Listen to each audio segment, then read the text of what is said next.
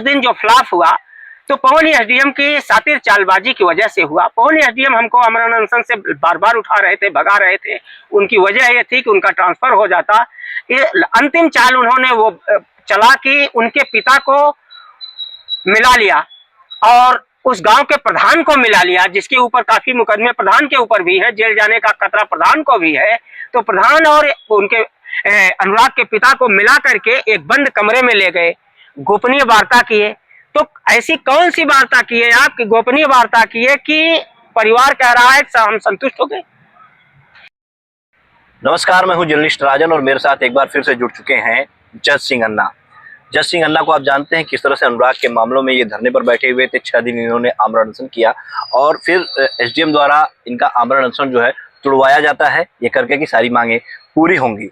और अब ऐसे में जो लालता के घर में बुलडोजर चलने की जो बात हो रही थी, जो विवादित जमीन पे जो मकान बनाया उसे गिराने की जो बात हो रही थी, उसमें तारीख पे तारीख पड़नी शुरू हो गई और अब तारीख 6 दिसंबर को पड़ी है। इसी को लेकर के हम अन्ना से बात करेंगे, क्योंकि इन्होंने पहले ही ये कहा था कि जिस तरह से नोटिस चस्पा कर दी गई है उससे कुछ नहीं होता, मामला कोर्ट में चला जाएगा और सिर्फ तारीख पे तारीख मिलेगी। इसीलिए चाहते थे कि कार्रवाई हो और उस मकान को गिराया जाए।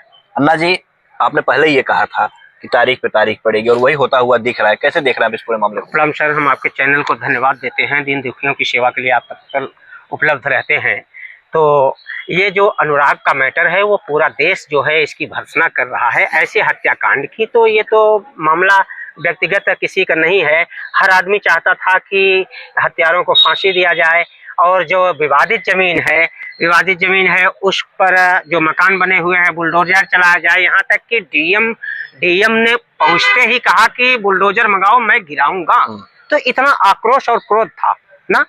लेकिन ये इस सारे प्रकरण में जो एसडीएम सदर है पवन यादव, इनकी भूमिका संदिग्ध मानी जा रही है। ये विपक्ष से मिले हुए हैं। ये विपक्ष में एक दरोगा भी हैं जिनकी नौकरी बचाने की ये यादव पवन एसडीएम पूरी कोशिश कर रहे हैं। पूरी मिली भगत है इनकी और हर आदमी इनसे नाखुश है।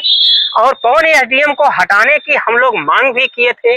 शासन से पूरी जनता ने मांग किया था, गांव वालों ने मांग किया था पवन एसडीएम जो है उनको हटा दिया जाए तो न्याय मिल जाएगा।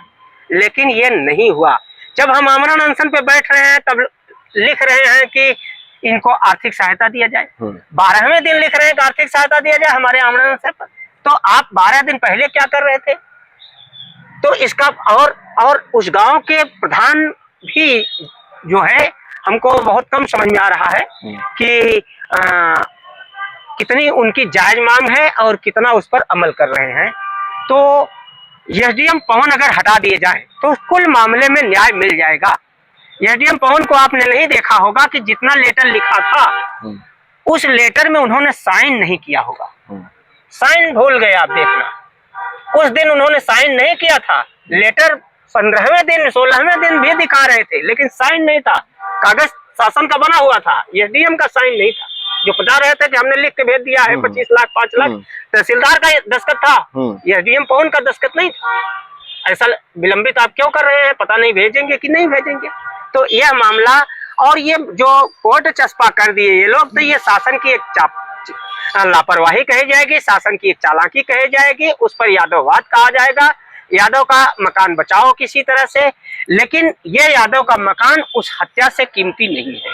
आप समझ गए कि नहीं? अनुराग, लेकिन आप यादव को बचाव कर रहे हैं, अनुराग भी तो यादव है, फिर उसके साथ ये नाइंसाफी क्यों हो रही है? क्यों उस परिवार को अब अनुराग जो है एक भारत का भविष्य था, जौनपुर का सिराज हिंद था और ताइक्वांडो खिलाड़ी जो इतना गोल्ड मेडलिस्ट जीता था, उसकी हत्या की तुलना, उसके तराजू लगाना सब असफल है, विफल है। समझ रहे हैं ना? उसकी तुलना नहीं की जा सकती है। चाहे आप दरोगा को बचा लो, चाहे फांसी बचा लो, चाहे अपने हिसाब से बुलडोजर मत चलवाओ, ये सब उस तुलना के बराबर नहीं है। उस तुलने में ये सब बहुत छोटे हैं। सब होना चाहिए, जनता ये चाहती है।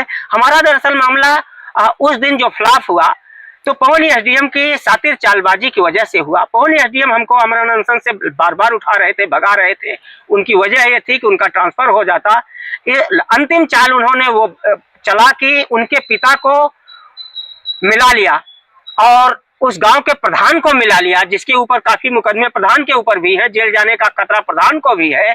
तो प्रधान और उनके अनुराग के पिता को मिला करके एक बंद कमरे में ले गए, गोपनीय वार्ता किए। तो ऐसी कौन सी वार्ता की है आपकी गोपनीय वार्ता की है कि परिवार कह रहा है हम संतुष्ट हो गए? तो यह नहीं करना चाहिए। लेकिन आज वही परिवार जो है असंतुष्ट नजर आ रहा है। आज वही परिवार ये मतलब पिता उनके कह रहे हैं कि अब हम किसी कोर्ट किसी तारीख पे नहीं जाएंगे, भरोसा हमारा उठ गया है। तो निश्चित ही एक भूम से चिपक गया बाप, जो एक इकलौता बेटा 5 बहनों के बीच में हो, भारत का भविष्य हो, और अकेला लड़के के लिए वो बाहर कमाने जाते हैं, कमाई छोड़ करके जमीन पे बैठ गए, चिपक गए, तो निश्चित ही वो वियोग में प्राण त्याग सकते हैं और शासन पर भरोसा नहीं कर सकते हैं।